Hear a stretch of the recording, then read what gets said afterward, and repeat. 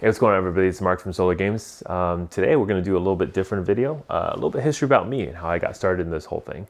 So let's go all the way back to the beginning. So back in, I think, middle school, I would be at the lunch tables playing some Pokemon actually back then with my friends.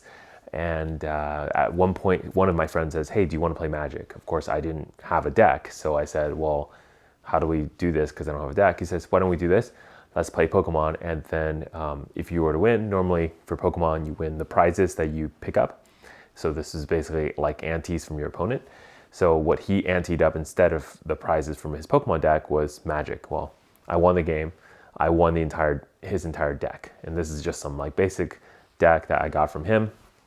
And then from there on, I started doing a bunch of trading. I think back then, I think it was a black deck. You got lots of like shades. You have we don't know anything about Magic, by the way. This is like Urza's era, right? Saga, like a Legacy and Destiny. And then I remember having like a bunch of like low Phyrexian things. And then of course we had like Dark Rituals, one of my favorite cards from back then. Anyway, so just playing this kind of deck, Lord of the Pit. I remember that card too. Anyway, so we're playing this deck. This is basically how I got started. And that's about how I ended. I think by the end of that, I remember having a green deck where I was running like Ancient Silverback. Amazing card, by the way. I feel like even today that card is still pretty good. Anyways, so basically that's where I started and stopped. And then when I went to college, one of my buddies actually really into Magic, but he was one of those like spikier players. Again, the difference is back in middle school, I think we're just all playing what we now call kitchen or tabletop Magic, where you kind of just throw a deck together because you like it, not really think about all the min-maxing. At least we're like 12 or 13 back then too. So, but in college, one of my friends is really into it. He's a very spiky player. And so I pulled out one of my like decks. I think it was like an Avatar of Woe deck, super out of date, definitely not competitive, against what he had, which is one of those like, stack decks. Blue doesn't play a creature. I think he had one creature in the entire deck. And the whole time is just like countering my spells and, delaying the whole game. Yeah, I think every player that gets pretty good at the game tend to be a blue player at some point. So it's honestly, it's a point of honor if at some point you start playing Magic and you're a blue player, because you basically made it. You have now figured out the best color in Magic and how to play it. Anyways, so didn't really have a good time. So I played that one game and basically didn't play Magic. Then 2019 rolls around. One of my friends says, "Hey, like I've been playing Magic. Do you want to kind of join and hang out?" So we went to his house a couple times. Like I think he was like, "You know what? Just play." We would do shadow, drafting or sealed, whatever. It's his cards. We open the packs, we build decks, and then we play. And I still remember all the rules. It just was a little bit hazy for me. So I think this is around like War of the Spark, maybe like the Ravnica sets before that, like around that era. Started playing a little bit, understanding all the new mechanics that has happened since I played last. Many things, of course, have happened. Did not understand any of them. So this is basically what happened. I played. I think I even made a promise to myself back then, like, "Hey, I'm just kind of playing Magic. I'm not really going to put money into this game or anything like that." No plans to do any of that stuff. Of course, then around that time also, I got really interested in watching like Rudy Alpha Investment videos and just kind of started learning a lot about the old school Magic, the whole finance scene of it. It kind of got me interested because I thought it was interesting that, people were paying good money for this kind of things. And I think at some point in my head, I was like, oh, I would one day love to have a Black Lotus or some of these old school, really, really cool cards. And so I think the first sealed box I ever bought, this is kind of like the beginning test bed of my investment, was when, if you remember Modern Horizons 1, when that set went really, really like tanked in price. I think the bottom of Modern Horizon 1 was around $150, 160, something like that, open market prices. I picked up a couple boxes then, right? 3, I think. And so I was just testing it. I don't know what it's going to do long term. I figured, hey, I'll put it on the shelf. It looks kind of nice. If one day I want to play, I have that too. But, it's a cool looking thing. So I just bought that thing. I really didn't think too much about it. I didn't, investigate it, put a bunch of effort into it, thinking about what it is. Nothing like that. So, and then of course, things became, a box here, a box there. I then started looking into like old school cards. So then 2020, around, and then I started looking into like buying different sets, and I started thinking, okay, I can do a little bit of everything. So, maybe like 1 or 2 boxes per set type of thing, just hold it long term. Who knows what it's going to do, if anything. I remember I bought like Theros because it was so low. I was like, why is Theros collector booster back then? I think I bought one for 150. There was some sort of like tank of that price of that set or something that happened. And then what else? There were a couple other boxes I bought around that time, which I think I still have them. I don't think I ever sold them. Anyways, kind of fast forward to 2022, around March was when, if you guys all remember, COVID happened. And of course, when COVID happened, the whole like market just like tanked like crazy. I remember dual reserve lists, duels, revised duels, etc. were just like going to the bottom, right? And I think it was around this time I started looking on Craigslist, and I found a couple people who were selling their Magic sets and cards or whatever. And I figured, hey, I'm gonna take a stab and just buy some duels. I think one guy who posted Mox Diamonds, he said 2 Mox Diamonds for 300. I misread this and I was like, oh, I'm gonna get a killer deal. I misread this as 150 each. So 300 gets me both Mox Diamonds. Now the real price was 300 each. Still pretty good price for back then, but it wasn't, of course, like amazing price like 150, obviously. But he was also selling a bunch of duels as well in addition. So I went over there, I bought the card. But I'm gonna be honest, man. Back then, I know nothing. I mean, I knew a little bit about how to figure out like real versus fake cards. And this is the first time I'm putting down like $1,500 to buy like 7 cards, right? I remember getting out of that car, and I don't want to seem like such a noob on this whole thing. So, and then get tricked, whatever. So I remember like kind of acting like, oh yeah, I know what's going on, but I really did not know what was going on. I walked in and I was like, started looking at everything with a jeweler's loop, and actually, he actually had a better loop that has like a light on it. So that's when I learned to get that one with a light to see. And again, all the stuff you learn, when you begin, it's like, it's so stupid now thinking about it and talking about it. But I mean, I was such an idiot, of course, back then. And then I didn't know any of this stuff.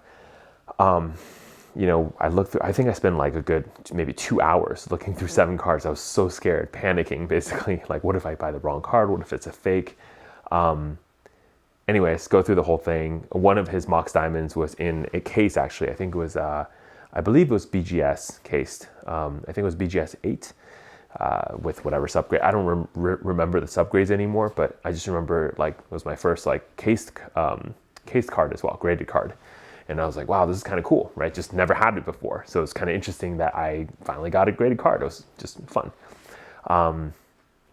But that purchase, I remember it was a Mox Diamond, 2 Mox Diamonds, a Underground Sea, a Savannah, a 2 Taigas, and a, let's see, Savannah, and 1 Scrubland. Yeah, and 1 Bayou. So a couple duels, not the highest one. I think Underground Sea was the biggest one. I think I still have, actually, let me see. I feel like I still have that Mox Diamond from back in that day. Yeah, it's right here. So this Mox Diamond is the one I bought from that first purchase right here. And of course the duels I have some of the duels as well, but it's just great. Like I remember doing this, I was so scared. I remember walking out of that guy's house, and I was like sweating the whole time. I'm sitting in the car. I'm like, what did I just do? Did I just lose $1,500 because I bought a bunch of fakes? Luckily for me, the guy didn't trick me or anything like that. Of course, I authenticated. I did it again. So nowadays, of course, I have a super bright beam flashlight to do authentication in daylight. But man, back then I didn't even have a bright enough light, so I could not do the light test properly in daylight. I have to do it in total darkness, which is hard to do when you're doing deals, because I'm not doing deals at 9 p.m. It was like hella shady and shit. But I remember just sitting in the car. I'm like, wow, what if I just lost $1,500, right? And you're sweating balls, your hands are sweaty, and like the whole time I'm like, oh my God, what did I do, right? I go home, and I remember showing my wife, like, hey, this is the cards I bought. She was like very nonchalant about it, because first of all, she didn't really know how much I spent back then. Second of all, she was like, oh, it's like 5 cards. Who knows? Like, are they, I don't really care. Like, do whatever you want to do. It's your hobby, have fun. Yeah, so pretty much that's how I started. And then, let's see. So from that point on, basically I started going slow. Again, 2020 was a low market. I mean, I remember, man, by July that year, everything has already kind of, recovered a little bit more. And most of my cards appreciated, like doubled in value, whatever I paid. And even when I paid it, I was trying to like push it pretty low on the market. But the guy was, being pretty intelligent about his cards. So he was giving me the normal, like standard, I think 10% off eBay, low, try to like work him with a couple of like grading and like condition issues, whatever. Basically, there were the things I don't even know back then, right? Things like, for example, how much do I pay for a old school reserve list card of a certain condition? So the way that conditions work, right, is that you can't pay, like, it's not a linear scale. So for example, if near mint is 100% of the whatever market value, you can't pay 90%, for example, for LP. Or maybe you can, but but you definitely wouldn't pay like 80% for MP, right? Because it's not how that works. That scale especially falls off really quick. So as the conditions get worse, the price goes way lower faster. Things I just didn't know back then, right? Obviously. So I would be like, oh, you knock off like 10%, 20%. But I think if I think about it, it's not correct.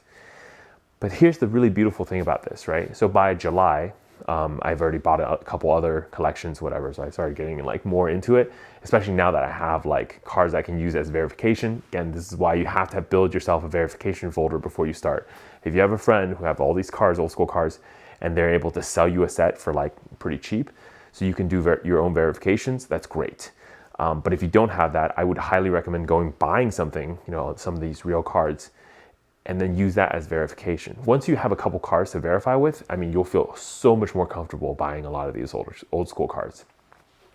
Anyways, the thing is, like, it doesn't matter if you paid like 10% more, 10% less, honestly, back then, because even by July, because if you buy at the low of any market, this works for, pretty much any financial investment, right?